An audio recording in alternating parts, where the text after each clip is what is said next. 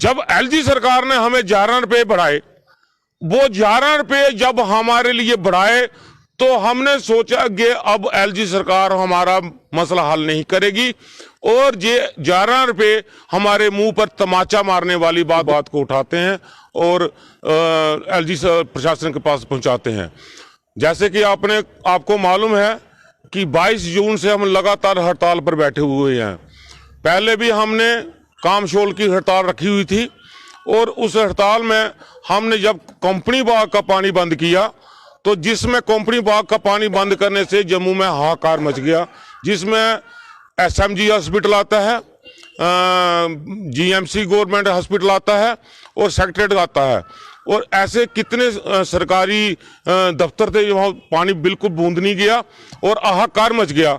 रात को 10 बजे डीपकॉम जी ने हमारे सेंटर बॉडी के साथ मीटिंग की और उनको आश्वासन दिया कि आपको वैष्णो माता की कसम खाता हूं कि सबसे पहले आपका 15-20 दिन के अंदर अंदर आपको रेगुलेशन पॉलिसी आपके हाथ में पकड़ा दी जाएगी। आज 15 दिन से होकर आज 4 महीने हो गए, वो मसला यूं का त्यों पड़ा हुआ है और हम लगातार कोशिश कर रहे थे कि मीटिंग से मीटिंग कर रहे थे कि कोई ना कोई मसला ऐसे ही हल हो जाए।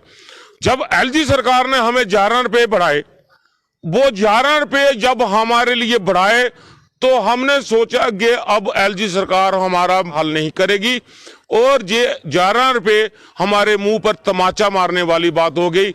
आज आपको मालूम है 11 रुपए से कुछ नहीं मिलता है। अगर बच्चा को हम अपने बच्चे को 11 रुपए दे दें तो वो दुकान पे नहीं जाएगा, क्योंकि दुकानदार क्या देगा उसको। 11 रुपए देने से हमारे मुंह पर तमाचा मारने वाली बात हो गई और सरकार को हमने ये देकर हमने सरकार को ये चेतावनी देते हैं कि अब हम 16 मार्च को दोबारा पानी बंद करने के लिए जा रहे हैं और पानी का हाहाकार मर जाएगा। जैसे कि आपको मालूम है गर्मियां दस्तक दे रही हैं, गर्मियां आ गई हैं और अगर डेली वेजर काम नहीं करेगा तो 10% परमानेंट मुलाजिम क्या काम कर सकते हैं, ये हम सरकार को खुद चेतावनी देते हैं। और बीजेपी सरकार को हमारी तरफ से स्पष्ट संदेश है, अगर आपने हमें रेगुलेशन पॉलिसी लागू नहीं की तो आने वाले समय में आपका सुपड़ा साफ कर देंगे। ये हम बार बार बोल रहे हैं, हमारा 61,000 मुलाजिम है और 5 फैमिली के मेंबर लेकर चलो कि हमारे कितने लाख वोट बनता है और उसके आगे हमारे फैमिली के रिश्तेदार भी होते हैं, हमारे यार दोस्त भी होते हैं। जहां जहां पर भी हमको सेध लगाएंगे वहां पर सेध लगाएंगे। बीजेपी के 26 जिताए थे, एक तक नहीं जीतने देंगे, ये हम उनके पीछे पड़ जाएंगे। सरकार को एलजी सरकार आपका है, अमित शाह वहां पर बैठा हुआ है, इनको दोनों को मीटिंग करके जल्दी से जल्दी हमारा मसला हल कर दीजिए, वरना ऐसा हाहाकार मचेगा कि ये पानी के एक बूंद बूंद के लिए तरसेगा शहर। लेकिन जानना चाहूंगा ना कि जो रिपोर्ट को लेकर बीजेपी ने कहा था, क्या वो ये रिपोर्ट सौंपी गई है जिसके बाद ये वेतन में वृद्धि की गई है या अभी रिपोर्ट आना बाकी है?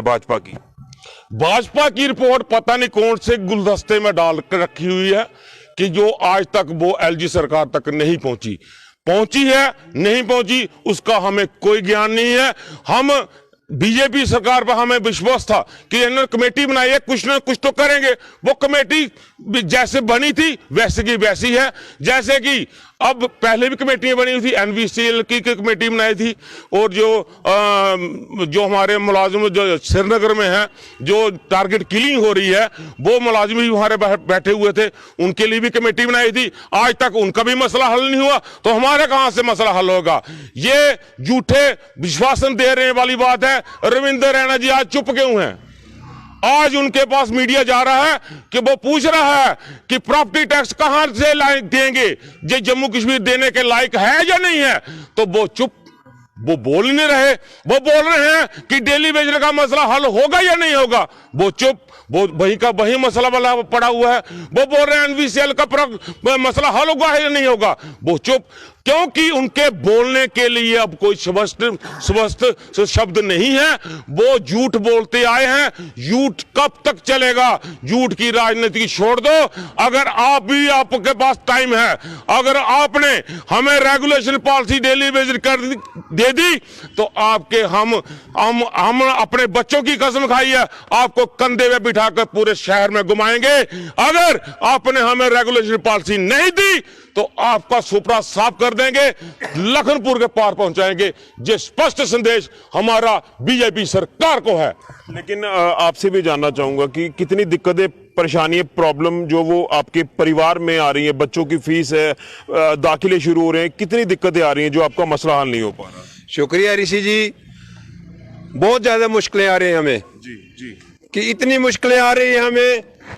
जो हमारे साथी, हमारे सीपी वर्कर भाई हैं, जो हमारे डेली वेजर हैं, और इतनी मुश्किलें आ रही हैं। अब मोदी जी कहते हैं बेटी बचाओ और बेटी पढ़ाओ, कहां से पढ़ाएं? क्या करें हम लोग? जो हमारे साथी हैं बेटियों को छोड़कर शशमान कार्ड की तरह जा रहे हैं। ये सरकार कह रही है कि हमारे 11 रुपए बढ़ा रही है। इस सरकार को थोड़ा, जो 11 रुपए जिसने बढ़ाए हैं, क्या उसको 11 रुपए बढ़ाने में उसको क्या हक है उसका?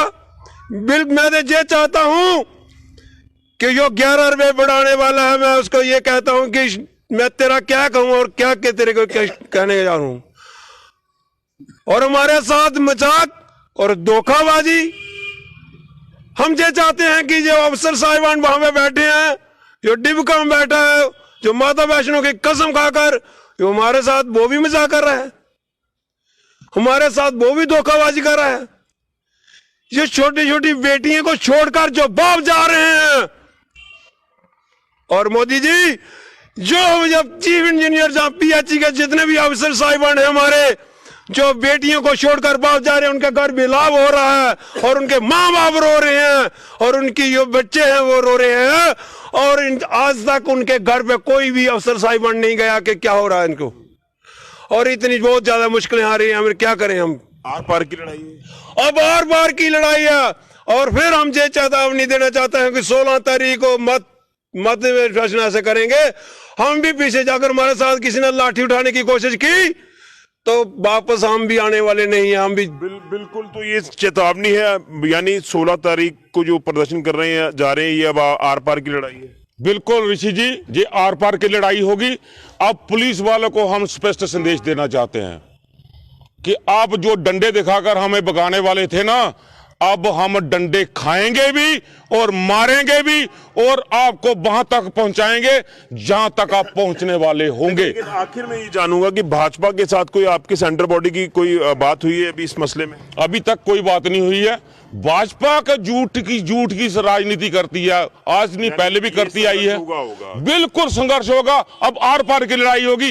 अब अगर हमें वहां पे जाने भी देनी पड़ी, अगर हमने तेल छिड़क के बाद आग भी लगानी पड़ी, वो लगाएं।